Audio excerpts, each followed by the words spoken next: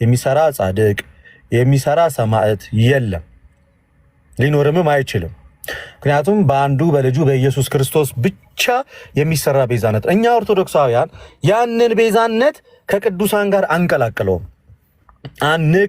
ድንግል ማርያምንም ቤዛ ስንላት እንደ ጌታ እንደ ኢየሱስ ክርስቶስ በመስቀል ላይ የተሰራውን ያንን የቤዛነት ስራ በእሷ በኩል መሰራት ይችላል ብለንም አምነንም አይደለም። እንደዛምም አናስተምርም። በዛም በኩልም አይሆንም፣ ሊሆንምም አይችልም። ፍጡርም የሰው ልጆችን ከእግዚአብሔር ጋር በቤዛነት ማስታረቅም አይችልም። ያ የማይሆን ነገር ነው። ለዛም እኮ ነው ትንቢተ ኢሳይያስ ምዕራፍ 59 ከቁጥር 16 ላይ እግዚአብሔር ቃል ሲናገር እንደዚህ ይላል። እግዚአብሔር ወደ ምድር ተመለከተ፣ ወደ እርሱም የሚማልድ እንደሌለ አየ፣ ተደነቀ አለ። የገዛ ክንዱ መድኃኒት ሆነችው፣ ጽድቁን ማገዘ ይላል። እግዚአብሔር ወደ ምድር ሲመለከት ሁሉ መዳንን የሚፈልግ ነው እንጂ ሰውን ማዳን የሚችል ሰው አላገኘም እግዚአብሔር። ስለዚህ ምን አደረገ? በዮሐንስ ወንጌል ምዕራፍ 3 ቁጥር 16 ላይ በእርሱ የሚያምን ሁሉ የዘላለም ሕይወት እንዲኖረው ነው እንጂ እንዳይጠፋ እግዚአብሔር አንድያ ልጁን እስኪሰጥ ድረስ ዓለሙን እንዲወዷልና። ስለዚህ እግዚአብሔር አንድያ ልጁን የሰጠው ሰው የሚድነው በእግዚአብሔር ልጅ በኢየሱስ ክርስቶስ ስለሆነ። ስለዚህ የጌታ የኢየሱስ ክርስቶስ ቤዛነት ክርስቲያኖች ሁልጊዜም ቤተክርስቲያንም የምትሰብከው ምን ብላ ነው? ከጥቅስ ጋር እያደረግኩን ሁሉንም ነገር ማውረው። ሮሜ ላይ ሐዋርያው ጳውሎስ እንዲህ ብሎ ይመልሳል። ሮሜ ምዕራፍ 5 ቁጥር 10 ላይ ቀስ ብዬ እናገራለሁ፣ ጥቅስ የምትይዙ ጎበዝ ክርስቲያኖች ካሎች። ሮሜ ምዕራፍ 5 ቁጥር 10 ጠላቶቹ ሳለን አለ ከእግዚአብሔር ጋር በልጁ ሞት ታረቅን። ጠላቶቹ ሳለን ከእግዚአብሔር ጋር በድንግል ማርያም ሞት አይደለም የታረቅነው በልጁ ሞት ነው። ስለዚህ እርቅ ከተፈጠረ በኋላ የክርስቶስን የመስቀሉን ስራ ተክቶ የሚሰራ ጻድቅ አለ ብላ የኢትዮጵያ ኦርቶዶክስ ተዋሕዶ ቤተክርስቲያን አላስተማረችምም፣ አታስተምርምም። እንደዚህ አይነትም እምነትም የለንም፣ ሊኖረንም አይችልም።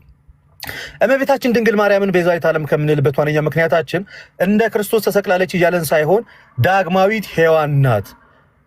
ጌታ ኢየሱስ ክርስቶስ ከእሷ ተወልዶ የሰው ልጆችን ሁሉ ተቤዣል ብለን ስለምናምን ነው። ደሰከንድ ወይንም ደግሞ ተባረክልኝ ሁለተኛዋ ሔዋን ናት ብለን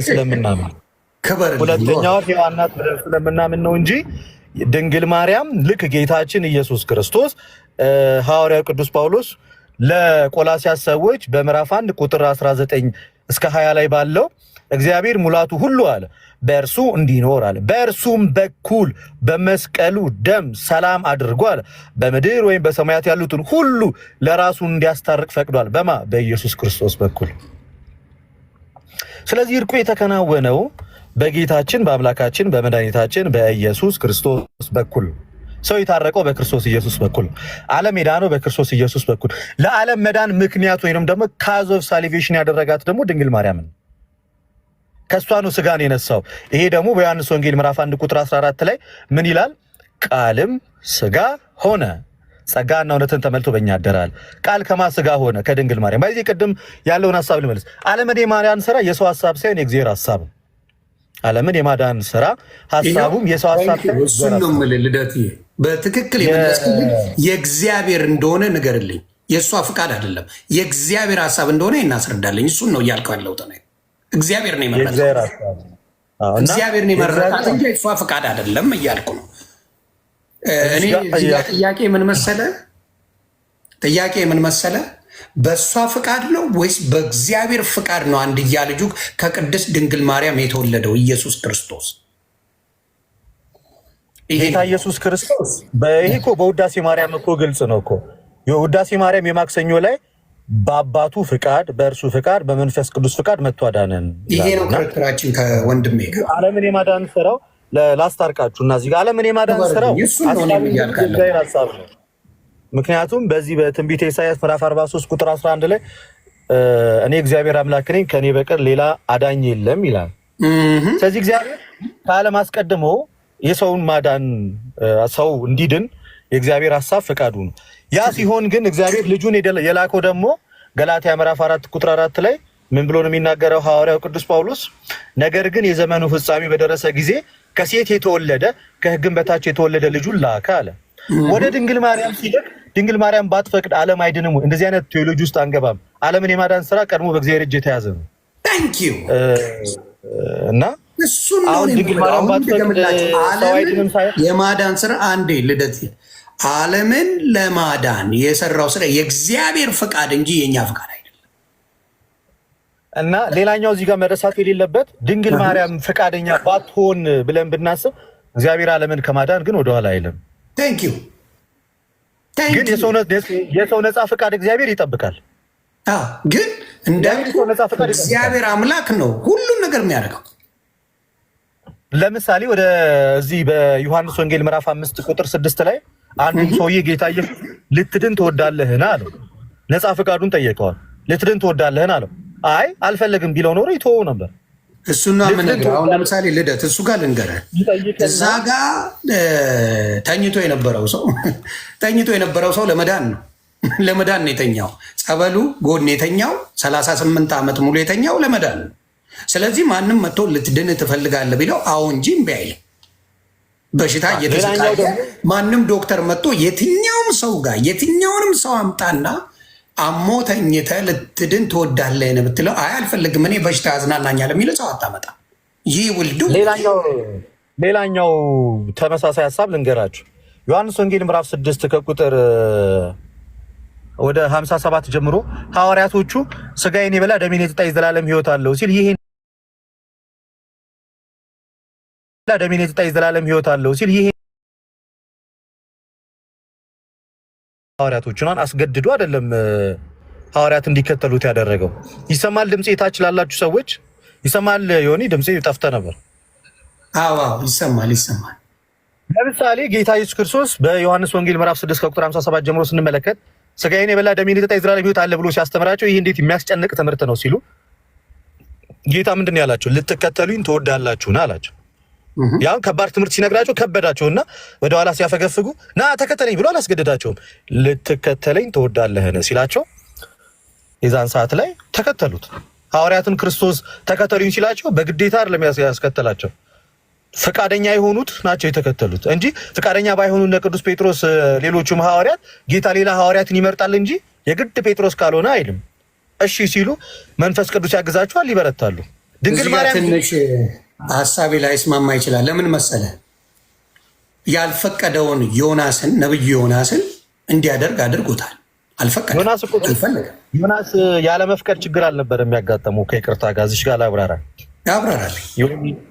ዮናስ ያለ መፍቀድ ችግር ሳይሆን ዮናስ የጥርጣሬ ችግር ነው የነበረበት። ዮኒ ካስካየው ሀሳቡ ላይ ወደዛ ቢሄድ አልሄድም እኮ አይደለም ያለው ዮናስ አልሄድም አይደለም ያለው፣ ወደዛ ቢሄድ አይሰሙኝም ማለት የዮናስ አንፌዝፉልነስ ነው ወይም ደግሞ እምነት አላገኝም የሚል ኢሹ ነው የነበረበት እንጂ ያለ መሄድ ፍላጎት አይደለም የነበረው ዮናስ። የዮናስ ችግር አልሄድም እኔ እዛ ቦታ ላይ አልሄድም የኔ ፍላጎት ወደ ሌላ ቦታ መሄድ ነው ሳይሆን ያለው በሄድ እነዛ ሰዎች አይሰሙኝም የሚል ጥርጣሬ ነው ያደረበት። ያንን ጥርጣሬ እግዚአብሔር እንደዛም ሲል እኮ እግዚአብሔር ነፃ ፈቃዱን አከበረ፣ ዝም አለው። ሄደ ወደ ሌላ ቦታ ሲሄድ የማይሆን አቅጣጫ ከኛ የተሻለ እግዚአብሔር ስለሚያውቅ ዮናስ አደጋ አጋጠመው። መልሶ ግን ወደ የትኛው አቅጣጫ መጣ? እኔም ብትሰማኝ ኖሮ እዚህ ሁሉ ውስጥ አትገባም ነበራል። እስቲል የዮናስ ነፃ ፈቃድ እና ግን ወደ ድንግል ከእግዚአብሔር ውጭ የሚሆን ነገር የለም የምልህ ለዛ እኮ ነው። እኔም ያልኩት ያለው እግዚአብሔር ፈቅዶ ያደርገዋል እንጂ አላደርግም ብሎ ሌላ ሰው አልመረጠም። ለምሳሌ ቆይ እነ ኤልሳቤጥ ጋር እንሂድ፣ ዘካርያስ እና ኤልሳቤጥ ጋር እንሂድ። እግዚአብሔር ፈቅዶ አድርጎታል። አይሆንም ሲለው በቃ ታረግዝም ብሎ መሄድ ይችላል አይደል? በፈቃደኝነት ከሆነ ታረግዛለህ፣ አፈዲዳ ይሆናል ያለው። እናንብበው የእንትናም እኮ ማለት ነው ዮኒ ያመጣው ነገር ላንብብልን ሀሳቡ ምናልባት አንተ ባልከው መንገድ አይመስለኝም። ከይቅርታ ጋር ፍለፊት ለውይይት እስከሆነ ድረስ ቻሌንጅ መደራረግ አለብን። ኦፍ ኮርስ ሉቃስ ወንጌል እንደተማረ ሰው የግድ ከጥቅሱ ጋር እናወራ ከተባለ የዘካርያስም ጉዳይ የአለማመን ጉዳይ ነው እንጂ የእምቢታ ጉዳይ እንዳልሆነ ላስረዳ። ከጥቅሱ እኔ አይደለም ማውራው፣ ጥቅሱ ይናገር። ሉቃስ ወንጌል 1 አይደለም? አዎ አላምንም እኮ ያለው እንደዚህ ይላል። የአለማመን ችግር ነው እንጂ እግዚአብሔርን ያለመክ ሁለቱ ሀሳቦች ዮኒዬ ይለያያሉ። አላምንም ማለትና አልታዘዝም ማለት የተለያዩ ነገሮች ናቸው። አለማመን እንዲያምን በማድረግ ይፈታል። አለመታዘዝ ግን ኃጢአት ሆኖ ውድቀት ይሆናል። ስለዚህ እንምጣና እንየው። ሉቃስ ወንጌል ምዕራፍ 1 ቁጥር 9 ላይ እንደዚህ ይላል። እንደ ካህናት ስርዓት ወደ ጌታ ቤተ መቅደስ ገብቶ ለማጠን ዕጣ ደረሰበት። በዕጣንም ጊዜ ህዝቡ ሁሉ በውጪ ቆሞ ይጸልዩ ነበረ። የጌታ መልአክ በዕጣኑ መሠዊያ ቀኝ ቆሞ ታየ። ዘካርያስም ባየው ጊዜ ደነገጠ፣ ፍርሃትም ወደቀበት። መልአኩም እንዲህ አለው፣ ዘካርያስ ሆይ ጸሎትህ ተሰምቶልሃል፣ አትፍራ። ሚስት ኤልሳቤጥ ወንድ ልጅ ትወልዳለች፣ ስሙንም ዮሐንስ ትለዋለህ አለው። ደስታና ተድላ ይሆንልሃል፣ በመወለድም ብዙዎች ደስ ይላቸዋል አለ። በጌታ ፊት ታላቅ ይሆናል፣ የወይን ጠጅና የሚያሰክር መጠጥ አይጠጣም። ገና በእናቱ ማኅፀን ሳለ መንፈስ ቅዱስ ይሞላበታል። ከእስራኤል ልጆች ብዙዎችን ወደ ጌታ አምላክ ይመልሳል አለ። እርሱም የተዘጋጁትን ሕዝብ ለጌታ እንዲያሰናዳ የአባቶችን ልብ ወደ ልጆች የማይታዘዙትን ወደ ጻድቃን ነፍስ ይመልስ ዘንድ በኤልያስ መንፈስ በኃይል በፊቱ ይሄዳል አለ። ዘካርያስም መልአኩን እኔ ሽማግሌ ነኝ፣ ሚስቴም በዕድሜዋ አርጅታለችና ይህን በምን አውቃለሁ አለው። ስለዚህ ዘካርያስ ያሳሰበው ነገር ምንድን ነው? እኔ አርጅቻለሁ፣ ሚስቴም ደግሞ ያረጀች ናት፣ ይህ ነገር እንደሚሆን በምን አውቃለሁ ብሎ ጥያቄ ሲጠይቅ መልአኩ መልሶ እኔ በእግዚአብሔር ፊት የምቆመው ገብርኤል ነኝ፣ እንድናገርህም ይህችንም የምስራች እንድሰብክ ተልኬ ነበር። ስለዚህ አሁን የዘካርያስ ኢሹ የነበረው እድሜው ስለገፋ አንዲት ሴት የወር አበባ ማየት ካቆመች፣ አንድ ወንድም እድሜው በጣም ከገፋ በኋላ ሰውነቱ በማይሞቅበት ሰዓት ላይ ለግንኙነት ተዘጋጅና ጸንስ ብትለው ከአእምሮ በላይ ነው የሚሆንበት። ሶ የዘካርያስ ችግር የአለማመን ችግር ነው። ከአእምሮ በላይ የሆነ ነገር ነው እየሆነበት ያለው። ስለዚህ አልታዘዝም፣ አላደርግም፣ መልአኩ ያንተን ቃል እኔ አልቀበልም፣ በፍጹም ይሄ ነገር ልክ አይደለም ቢል ኦብጀክሽን ነው። የእንትና ግን የዘካርያስ ኦብጀክሽን ሳይሆን ምንድነው እያለ ያለው? ጥርጣሬ ውስጥ ነው የገባው። እንዴ እሷ እኮ አርጅታለች። ልክ አብርሃም እንዳለ የአብርሃምም ችግር እንደዚሁ ነው የነበረው። ሚስት ሳራም ስትስቅ የነበረው እንዴት ነው እኔ ካረጀሁ በኋላ ለወልድ የምችለው? ምክንያቱም በማይወለድበት ሰዓት ላይ ይሄ እንዴት ይሆናል የሚል ነገር ነው የነበረው እንጂ ያለማመን አይደለም። ከይቅርታ ጋር ወረድ ብለን የድንግል ማርያምን እንመልከተው። እዚያው ከቁጥር 26 ላይ ይሁ ታላቅ መልአክ በስድስተኛው ወር መልአኩ ገብርኤል ናዝሬት ወደምትባል ወደ ገሊላ ከተማ መጣ። ድንግል ማርያም ቀድማ ቅድስት ነበረችው የሚለውን ቅድም ስታነሳው ስለነበረ እሱን መመለስ ይኖርብናል። ከዛ በኋላ ከቁጥር 27 ላይ ከዳዊት ወገን ዮሴፍ ለሚባል ወደ ታጨች ወደ አንዲት ድንግል ከእግዚአብሔር ዘንድ ተላከ። የድንግሊቱም ስም ማርያም ነበር። መልአኩ ወደ እርሷ ገብቶ ደስ ይበልሽ አላት። በጣም ይሄ በጣም የሚገርም ነገር። ከዛስ ጸጋ የሞላብሽ ማይ ጋድ ቀድማ ድንግል ማርያም ኢቨን ቢፎር መልአኩ እሷ ጋር ከመምጣቱ በፊት ጸጋ የሞላባት ከሆነች እቺ ሴት በንጽህና ይኖረች ናት ማለት ነው። ጸጋ ልሞላብሽ መጣው አላላትም። ጸጋን የሞላብሽ ሆይ ድንግል ማርያም ፉል ኦፍ ግሬስ ናት ኢቨን መልአኩ ከመምጣቱ በፊት። ከዚህም የተነሳ በህይወታ ሁሉ ቅድስናን ህይወት የነበራት ሴት ናት የምንለው ከዚህ የተነሳ ነው። ቀጠላለና ጌታ ከአንቺ ጋር ሊሆን ነው አይደለም ያላት። ጌታ ኦልሬዲ ከአንቺ ጋር ነው። ጌታ ከእርሱ ጋር የሆነለት ሰው ደግሞ ማጅን ምን አይነት የቅድስና ህይወት ሊኖረው እንደሚችል። ቀጠላለና አንቺ ከሴቶች መካከል ልባርክሽ መጣው አይደለም ያላት። የተባረክሽ ነሽ which is past ነው። የተባረክሽ ነሽ ነው ያላት። ስለዚህ ድንግል ማርያም የተባረከች ሴት ናት። that's why እርሷ ቅድስት ናት እንላለን። እርሷም ባየችው ጊዜ ከንግግሩ በጣም ደነገጠች። ይህ እንዴት ያለ ሰላምታ ነው ብላ አሰበች ይላል። ምክንያቱም እንደዚህ አይነት ሰላምታዎችን ከዚህ በፊት ሰምታ ስላልነበረ ይሄ ስትሬንጅ ሆነባት። ሃው ይሄንን ስለኔ ጸጋ መሞላት ከሴቶች ሁሉ ስለመመረጥ ይሄ ሰው እንዴት ሊያውቅ ይችላል የሚል አይነት ነገር ይመስላል ጥያቄዋ። ከዛስ መልአኩም እንዲህ አላት፣ ማርያም ሆይ በእግዚአብሔር ፊት ጸጋን ላስገኝሽ መጣው አላላትም። በእግዚአብሔር ፊት ጸጋን አግኝተሻል። 100% እርግጠኛ ሆኖ መልአኩ እየነገራት ያለው ኦልሬዲ አንቺ ጸጋን ያገኘሽ። መልአኩ ያውቃል እኮ የእግዚአብሔር መልአክ ነው። ኤግዛክትሊ ኦልሬዲ ጸጋን ያገኘሽ ናት። አታውቀውም ነበር እያልኩ እኮ ነው። እኔ ደግሞ ድንግል ማርያም ቅድስትነቷን አታውቀውም ነበር እያልኩ ነው። እሱን ልመልስልህ እኮ ነው። ቅድስትነቷ ጋር ደግሞ ልደርስልህ። መልአኩ በመጀመሪያ ደረጃ ስለ ራሱ ቅድስና ሰው ራሱ አይደለም የሚመሰክረው፣ ሰርድ ፓርቲ ነው የሚመሰክረው። ደግሞ ከሴቶች መካከል ነው የሚለው፣ ከሴቶች ሁሉ ሳይሆን ሌሎችም ሴቶች ያሉ ከሴቶች መካከል። ቀጠል ስንል እሱን እየፈታ ነው እንሄዳለን። ምንም ችግር የለውም።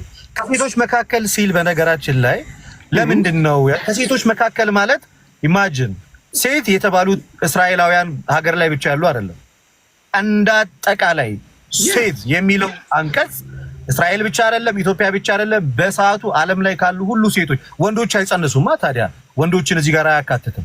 አልገባህም? ምን መሰለህ፣ ሌሎችም ቅድስት ሴቶች አሉ። እነ ኤልሳቤጥ አሁን ቅድስት ሴቶች ናቸው፣ እነ ዮሐንስን የወለዱ ናቸው። ስለዚህ ሌሎችም ቅድስቶች እንዳሉ ለመናገር ነው እንጂ ብቻ አይል ነበር አላለ። ብቸኛ የሚያደርጋትን ነገር ልንገራ። ኦኬ ዘግባ። ከዛ ድንግል ማርያም ጸጋን የተሞላች ናት፣ ኤልሳቤጥ ጸጋን የተሞላች ናት አልተባለችም። ትክክል። ይኸው አየህ አይደለ? አሁን መካከል የተባለው ለዛ ነው እያልኩ እኮ ነው።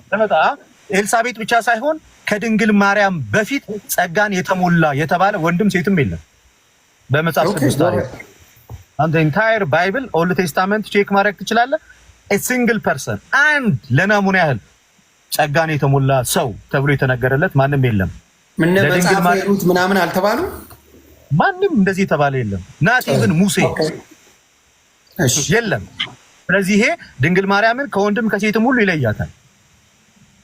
ቀጠል ልንበልና መልአክ ከዛ በኋላ ያላቸው ካሉ አመጣለሁ። እኔ ስላላነበብኩት እሱን ሌሎች መልስ አለ ካላችሁ መግባት ትችላላችሁ። ሌላ አለ የምትሉ ከድንግል ማርያም በፊት በጸጋ የተሞላ ሰው ካለ ጸጋን የሞላብህ የተባለ ሰው ካለ አምጡ ሸዋስ ምንም ችግር የለም። ከሴቶች ነው እያልከኝ ያለው? ወንድም ሴትም የለም። ወንዶች ማን ቅዱስ ዳዊት ተብለዋል እንዴ? ጸጋን የሞላብህ ማን? ጸጋ ሞልቶባል ተባለ። ቅድስናው ተነግረዋል።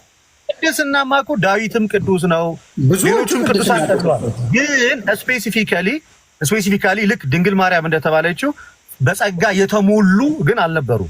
አይ አመጣለሁ፣ ጸጋ የተሞሉ ይኖራሉ ብዬ አስባለሁ። ከታይ ጻፉልኝ፣ እኔ ባነባ ይኖራል። እግዚአብሔር ብዙዎቹም በጸጋ ኖሯል። ፈልጉ፣ እስከዛ ድረስ እኔ ያወራለሁ። ቀጥል። እስከዛ ካላችሁ ሌሎቻችሁ ጻፉልኝ። ሌላ አለ የምትሉ ካለ በጥቅስ ወይ ጥቅሱን ጻፉልኝ፣ ከስር ጥቅሱን ጻፉልኝ። ጎሄድ ይችላል። በነገራችን ለመጽሐፍ ቅዱስ ብቻ አይደለም የምላችሁ፣ በቤተክርስቲያን ታሪክ ውስጥ ራሱ ለድንግል ማርያም የሚሰጠውን ቦታ የሰጠ አንድ ቤተክርስቲያን አባት የለም። እሱንም ከፈለጋችሁ ማስረጃ ላመጣ እችላለሁ። የድንግል ማርያምን ክብር፣ ድንግል ማርያም ያላትን ጸጋ ሌሎች አላቸው ብሎ ያስቀመጠ የቤተክርስቲያን አባት ራሱ አናገኝም። አይደለም መጽሐፍ ቅዱስ ላይ ኢቨን ኦን ዘ ኤርሊ ቸርች ፋዘርስ ፈርስት ሰከንድ ሰርድ ሴንቸሪ ላይ ራሱ የለም እንደዚህ አይነት ትምህርት። ኤኒዌይስ ልቀጥል፣ እኔ ሀሳቢ ላይ ልቀጥል። አለ የሚል ሰው ካለ ማሳየት ይችላል። አለ ካሉ ጥቅሱን ጻፉ ከስርና እኔ ያነብላቸዋል። ውይይቱን ያደረኩት የኦርቶዶክስ እና የፔንቴ ጉዳይ አይደለም። ይሄ የኦርቶዶክስ አባት በተናገሩት ንግግር ላይ እየተነጋገረ እሱ ላይ እኔም እንትን እልበታለሁ። ቅድም ዮኒዬ ካየ ትድልኝ እፈልጋለሁ። የሚዋረዱት አባታችን ምን ጥፋት እንዳጠፉ ማወቅም ስለምፈልግ ነው።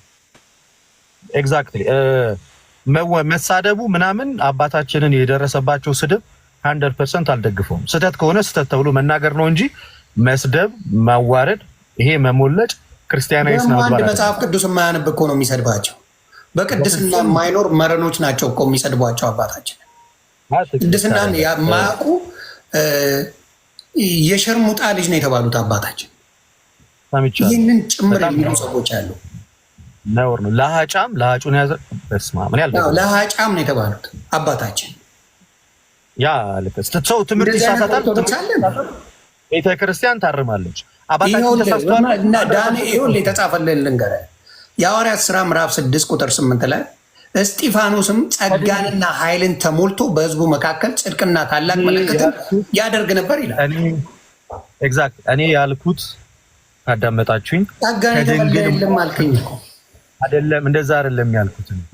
ከድንግል ማርያም በፊት ከዛ በኋላማ እኮ ጸጋ መንፈስ ቅዱስ እኮ እኛም በልጅነት እኮ ጸጋን አግኝተናል። ክርስቶስ ሞቶ ዓለምን አድኖ ጸጋንማ እኮ ለሁላችንም ተሰጥቶናል እኮ። እኔ ያልኩት ክርስቶስ ወደኛ ሳይመጣ መልአኩ በሚያበስራት ሰዓት ላይ ከዛ በፊት በኦልድ ቴስታመንት ከድንግል ማርያም በፊት፣ ከድንግል ማርያም በኋላማ ጸጋው እኮ ለብዙዎቻችን ተትረፍርፏል እኮ። እንዴ ስለዚህ አሁን ያከኛለሁ። ቆይ አንዴ ልደት በብሉይ ኪዳን ዘመን ጸጋ የተሞላ ሰው የለም እያልከኝ እኮ ነው። አንድ ሰው እንደዛ የተባለለት ካለ አሳዩኝ። ኦኬ ቀደም ያልኩት እንደዛ ነው። አይ ያመጣሉ፣ እርግጠኛ ነኝ። ጥቅስ ጻፉልኝ ቤተሰብ። የስጢፋኖስንማ አምጡልኝ ቤተሰብ። አይደለም እስጢፋኖስ እኮ እኛ ራሱ እኮ ጸጋው በእምነት ያዳነን ክርስቲያኖች ነን። እሺ ካለ የሆነ ሰው እኔ ከፕሮቴስታንቶች ማስገባት ፈልጋለሁ። አለ ይኖራል። እርግጠኛ ሆኜ ባልናገርም ይኖራል። በእርግጠኝነት ይኖራል። ምክንያቱም በብሉይ ኪዳን ዘመን ጸጋ የተሞሉ ሰዎች በደንብ ነበሩ። ልቀጥለን ሐሳቤ ቀጥላል። እዚህ ጋር ካላችሁ ሪኩዌስት አድርጉኝ።